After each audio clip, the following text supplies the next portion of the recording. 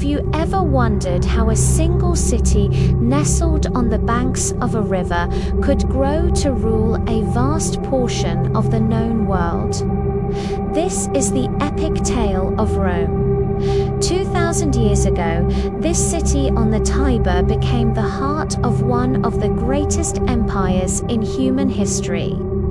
Its legions were unstoppable, conquering lands from the misty shores of Britain to the sun-scorched deserts of Egypt. Its laws became the very foundation of Western civilization. Its emperors, a mix of visionaries and madmen, wielded power that could build cities of marble or set them ablaze. This is the story of the Roman Empire. Our story begins humbly. Legend tells us of twin brothers, Romulus and Remus, who founded a small village in 753 BCE. From these mythical origins, a powerhouse was born. By the 3rd century BCE, Rome had already conquered most of the Italian peninsula. For centuries, it wasn't an empire ruled by a single monarch, but a republic governed by elected officials and the powerful Senate. It was an era of ideals, built on laws and the will of the Roman people. But behind the curtain of democracy, ambition and rivalry were brewing. As Rome expanded, immense wealth flooded into the city, and powerful generals began to eclipse the authority of the Senate.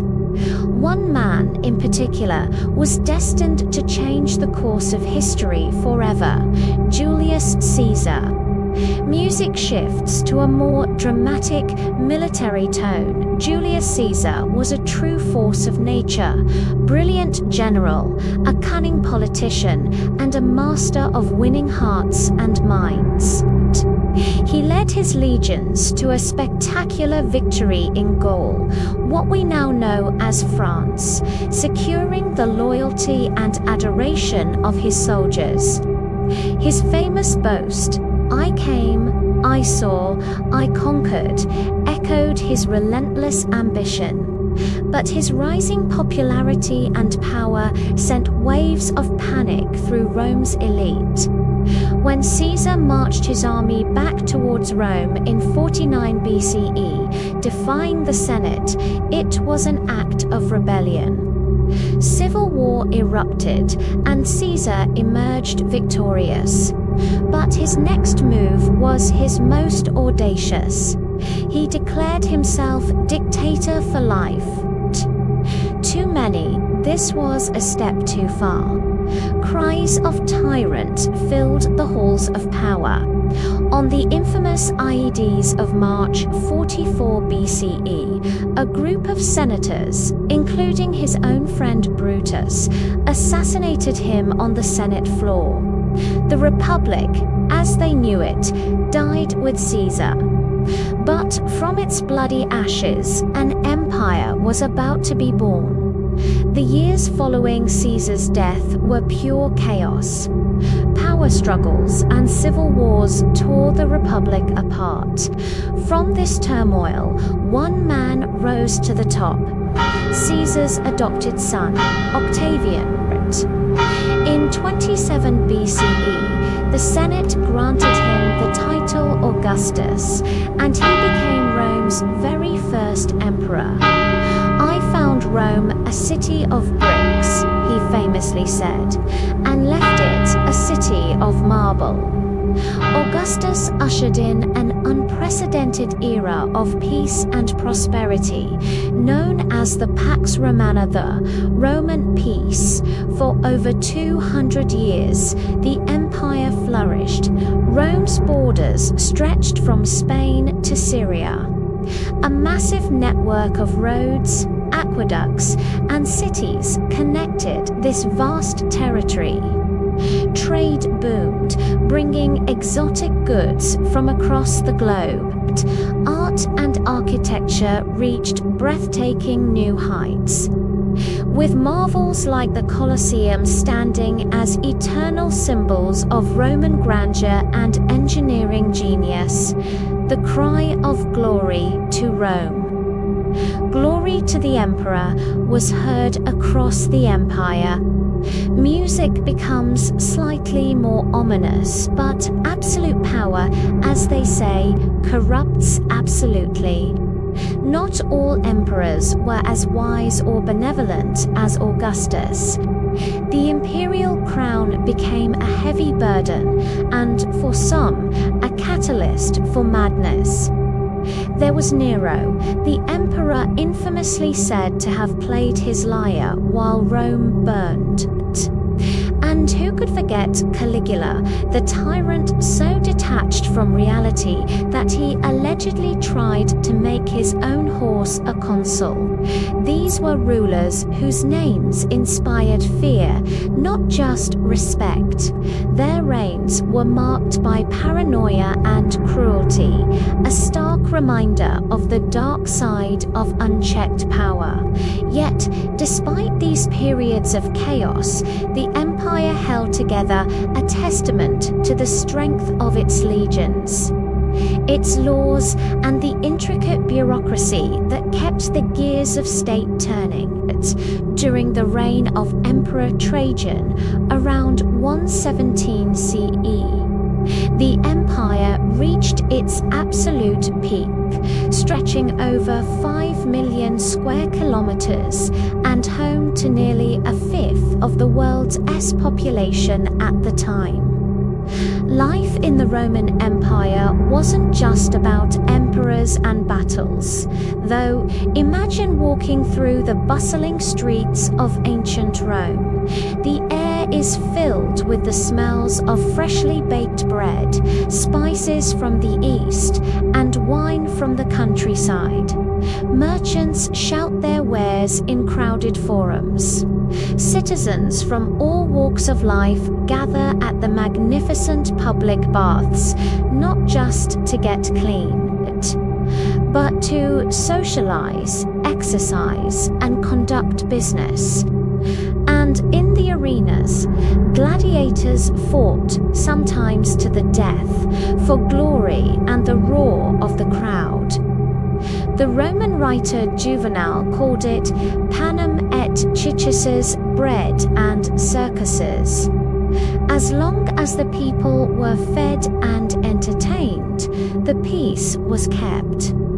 This was a society of incredible contrasts, sophisticated engineering that built aqueducts to carry water for miles and roads so durable some still exist today, and of brutal public spectacle, Roman law, its architecture and its language, Latin, would leave an indelible mark on Europe, forming the roots of modern languages like Italian, French, and Spanish.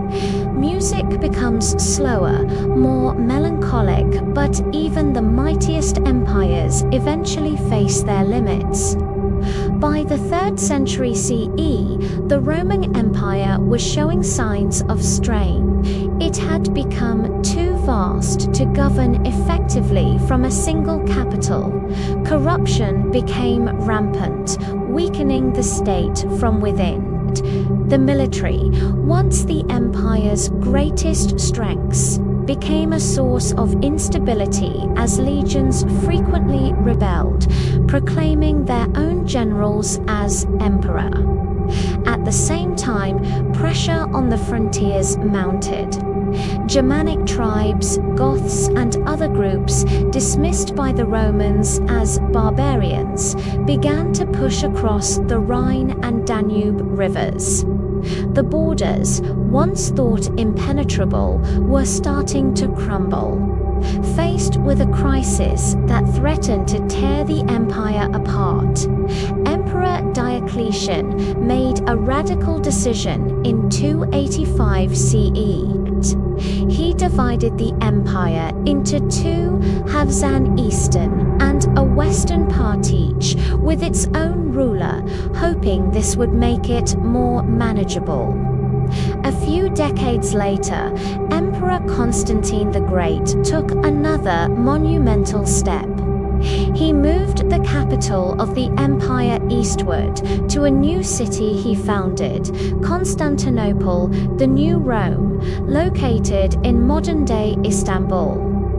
Constantine also changed the spiritual heart of the empire forever by embracing a new religion, Christianity.